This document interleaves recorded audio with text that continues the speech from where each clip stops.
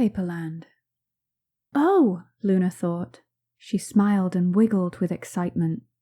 I'll make paper people, and all kinds of paper things. Rabbits, she hopped and wiggled her nose. Dinosaurs, she growled and scratched the air. Unicorns, she skipped and whinnied. Flowers and trees and fish and everything. She gathered what she needed and filled her room. Luna painted flowers and drew fish. She folded up birds and cut out the animals. Now the people, she said. She put them together and thought, I want you to have something special. Something like... She spotted a mirror and the bright red ribbons in her hair. Ribbons! She exclaimed. She decorated each paper person with a piece of ribbon. She played with them all until it was nighttime. Good night and sweet dreams, she said as she tucked them in. She climbed into bed and wrapped herself in her grandma's silky quilt. She smiled and whispered, Good night, Grandma, and fell asleep. That night, the full moon was eclipsed. It was so dark that no one saw the cat sneak into the room. It hissed at the paper people and batted over a jar of ink. Dark, gooey blobs bubbled out. The furry figure purred and sneaked away into the darkness. That morning, Luna woke up sore. Her bed felt hard and her sheets were rough. Her pajamas crinkled when she moved. Everything's paper, she said. She quickly checked her quilt. Its lacy patterns felt soft in her hands. Not paper, she said, hugging it. She folded it carefully and tucked it away. What else is paper? She thought. She grabbed the doorknob, but it ripped off. A funny trick, she laughed. Luna pushed on the door, but the whole wall fell over. The other walls fell over, and the ceiling floated away. Her eyes lit up in amazement. Paperland, she said. It's real, Luna said, twirling in a paper field. Cut-out animals played nearby, and folded birds flew overhead. Flat fish slipped between paper waters, making them dance with colour. She reached to touch a fish, but slipped. She hit the paper water with a crinkle, but stayed on top. Whoa, she said as she ran down the river. She jumped off beside a cave to take a look inside. Hello? She called out. Something furry shrunk back and sneaked away into the darkness. I wouldn't go in there, a friendly voice said. Luna turned towards the voice. Oh, it's you, she said happily. It was Adam, the one with the ribbon in his hat. Have we met? He asked politely. Luna giggled at the question. But she was cut off by a cry for help. They rushed over toward the sound. A dark, gooey blob surrounded some paper people. The ink, Adam cried.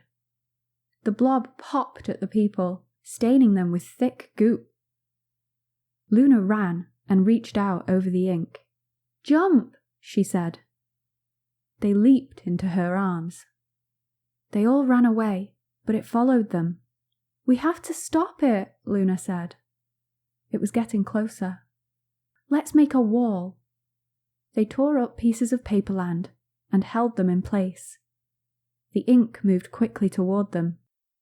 We should run away, Luna thought, but we need to hold the wall. She looked at the stains on the people and cringed. I'm going to... She stared at them struggling to hold up the wall. I'm going to help, she thought. She held her piece in place and waited for the ink to hit. The ink splashed against the wall. It worked, they cheered, but the ink began to soak in. It's coming through, Luna said. The wall began to bend.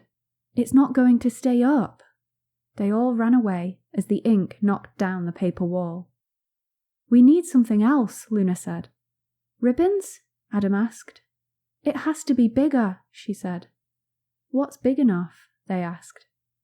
Luna suddenly thought of the only thing that could save them. My quilt, she called out. She scrunched her face at the thought of getting it dirty. But my grandma made it, she thought. She pictured her grandma's smiling face, and she smiled too. She'd want me to use it now, more than ever. Luna ran off, got her quilt, and rushed back. She quickly threw the quilt over the ink like a net. It stopped the ink, but as it soaked up, it became completely stained. Tears sprang to Luna's eyes. "My quilt!" she cried. The people did not see her cry, but cheered, "The ink is gone!" Luna smiled through her tears at the paper people.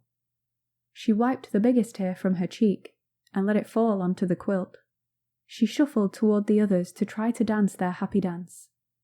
"Look," Adam said, pointing at the quilt. Luna turned and looked. The whole quilt wiggled with excitement. It suddenly snapped still, and the stain was gone. "Oh!" Luna gasped. She wrapped herself in the quilt and joined the happy dance. Everyone danced and cheered until it was night time. "Good night, Adam," Luna said. Adam smiled and hugged her. "Here," he said, taking the ribbon from his hat. He tied it into a rose and tucked it into her hair. "Thank you," Luna said. Adam left, and Luna walked back to her room and snuggled into bed. She smiled and whispered, "Good night, Paperland," and fell asleep. Luna woke up wrapped in her quilt. Her bed was comfy, and her sheets were soft. She looked around her room and noticed an empty jar of ink. "That's odd," she thought. She checked her hair for the rose. "It's gone," she said. She checked the doorknob and pushed on the walls with all her might. "It must have been a dream," she thought. She smiled and danced out of her room, happy to be home, and did not notice that under her bed lay a beautiful rose made entirely out of ribbon. The end.